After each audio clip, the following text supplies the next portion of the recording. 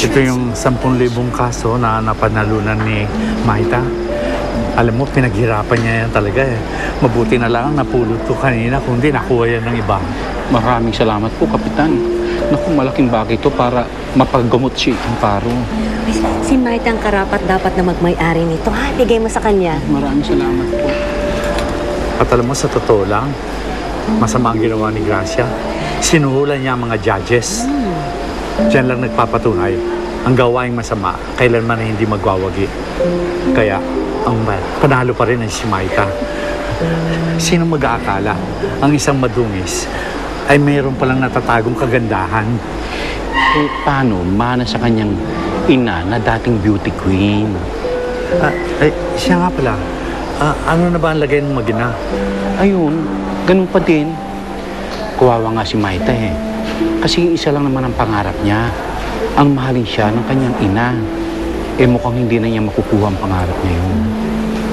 Pero ano ba ang kinagalit niya Amparo sa anak niya? Masyado kasing malalim ang sugat ni Amparo sa nakaraan niya. Mukhang hindi na ito maghihilom. Siya mukhang hindi na mapapatawad ni Amparo ang kanyang anak sa kasalanan na hindi naman siya gumawa.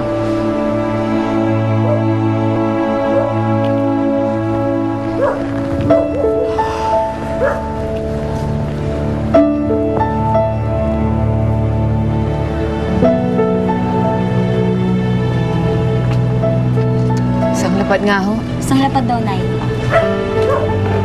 Para sa inay mo ba yan, Maita? Di ba kagagaling lang niya sa ospital? Balita ko atay daw at tinamaan. Eh di ba walang alak? Hindi, para sa akin to. Ha? Para sa'yo? Gusto ko lang makalimot eh. Ay, pakilista na lang ho. Saka ko na lang babayaran. Salamat ho.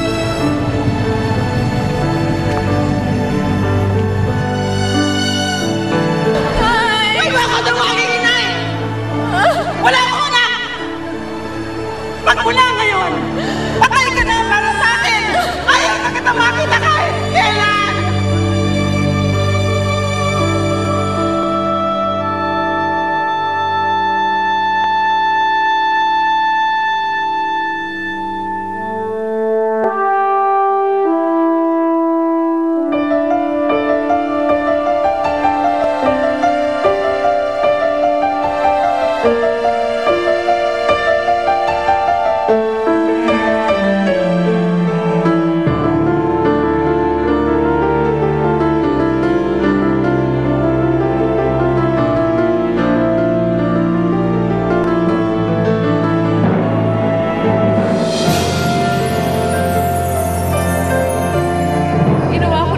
Para sa inyo, Nay.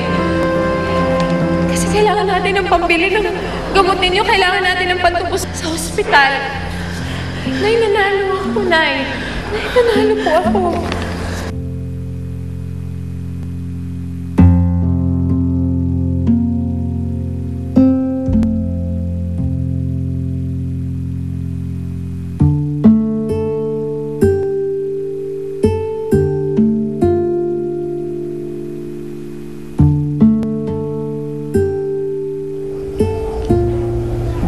Anya, kasabot ka ba ni Maita sa pagsali dyan sa beauty contest na yan? Anya naman. Alam mo naman ang mga pinagdaanan ko at mga nangyari sa akin sa pagsali-sali dyan sa beauty contest na yan. Bakit? Bakit naman isinali mo si Maita? Bakit? Gusto ko lang namin tulungan.